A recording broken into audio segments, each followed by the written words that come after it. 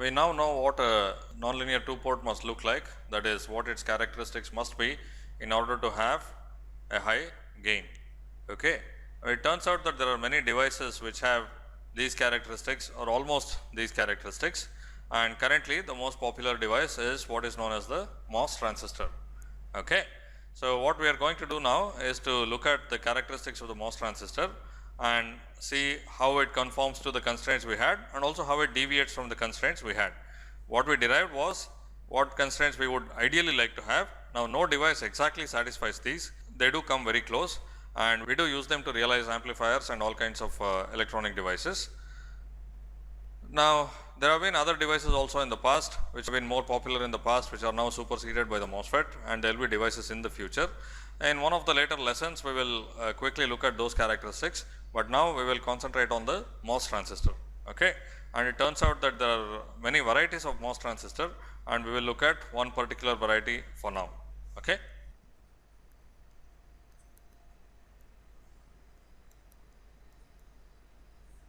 The MOS stands for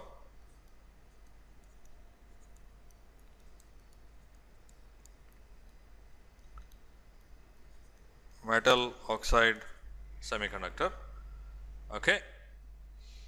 Now, this was because originally MOS transistors were made using layers of metal oxide and semiconductor.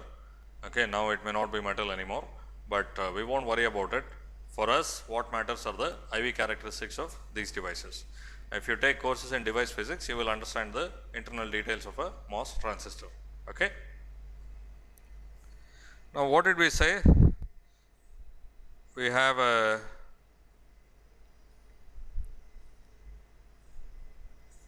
nonlinear two-port.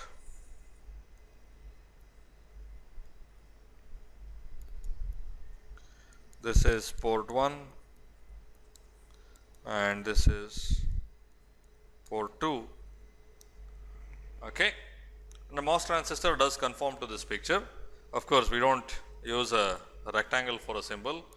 We use what is normally used for the MOS transistor, which turns out to be like this. Okay. Now, again, the details of all of these things you may find in a device physics course, but for us there are three terminals. It is usually drawn like this. This is port 1 and this is port 2. You can see it conforms exactly to this, except for the orientation of the wires and so on. It is exactly the same as this.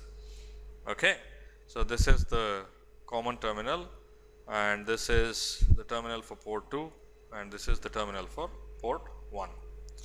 And you also see that the common terminal has an arrow like this to distinguish between that and the other terminal.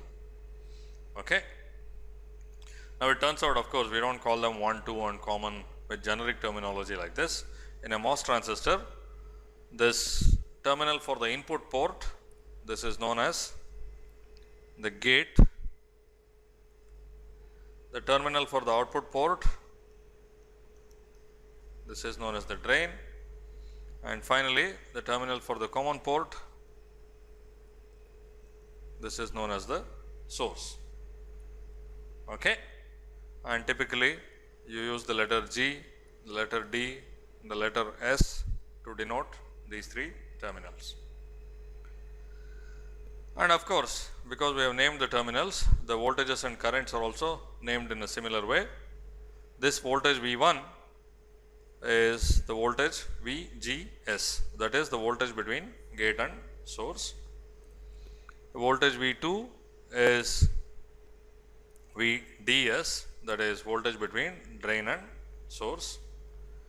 Similarly, this current I2 is ID, the drain current, and this current I1 is IG or the gate current. Okay. So far I have not done anything. I have simply drawn a different symbol for a two port and named the terminals differently. Of course, the naming corresponds to a real device, which is the MOS transistor. Okay. So, what we will now look at are the characteristics of the MOS transistor and see how they correspond to the ideal high gain device that we wanted to have. Okay.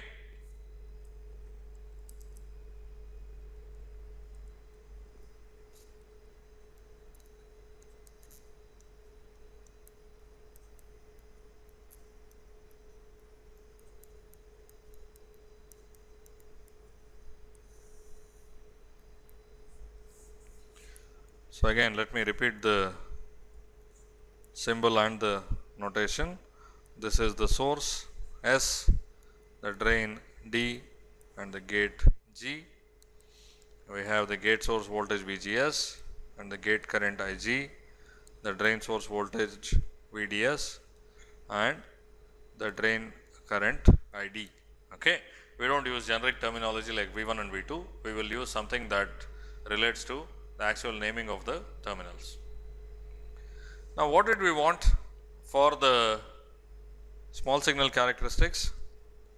Y11 equal to 0, Y12 equal to 0, Y21 to be very large, and Y22 to be also 0. Now, the combination of these two here, Y11 and Y12 being 0, it said that I1 or the current IG must be constant, that is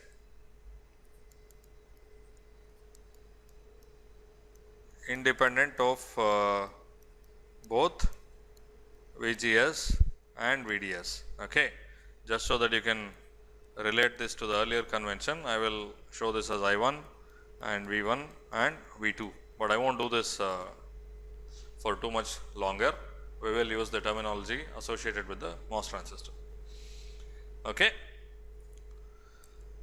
So, this must be constant, it should be independent of both VGS and VDS at some operating point. Okay. Now, it turns out that the MOS transistor follows this, and in fact, it is quite ideal. It turns out that IG is actually 0, okay, and it is completely independent of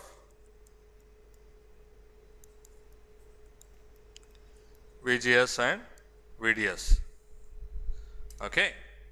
Now, this is true only when the applied signals are DC or very low frequency, but that is okay. For now, we will stick to low frequencies, and it turns out this is the case because the gate terminal of a MOS transistor looks like a capacitor, and in a capacitor there can be no DC, no steady state constant current flowing. Okay. So, that is why the gate current is 0. Okay. It is a very good approximation, and in this respect we are lucky. It is actually exactly the ideal stuff that we want. Okay.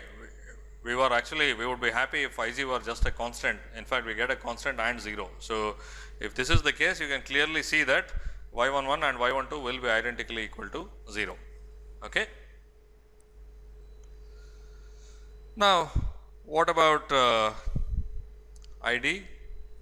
So, ID must of course depend on VGS, right, because Y21, that is I2 versus V1 should show a very strong variation. So, ID must depend on VGS, but it must be independent of VDS. That is what is the meaning of Y22 being 0. Okay. It turns out this is also more or less satisfied. The expression for the drain current at some operating point, we will see what they are. These are some constants which I will describe later.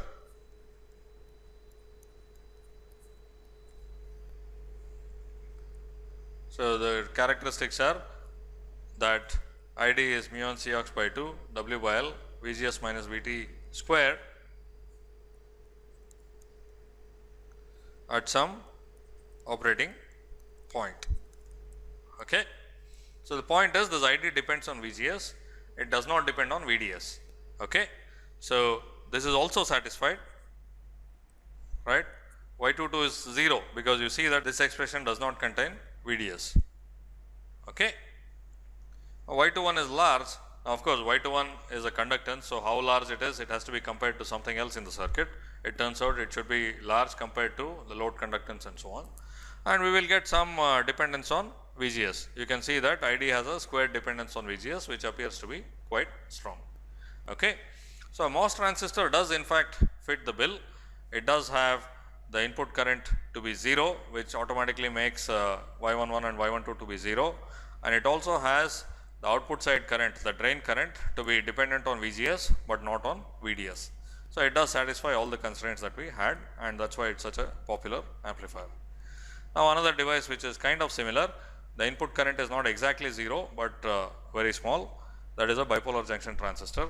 That will be treated in some other lesson. For now we will stick to the MOS transistor. Okay.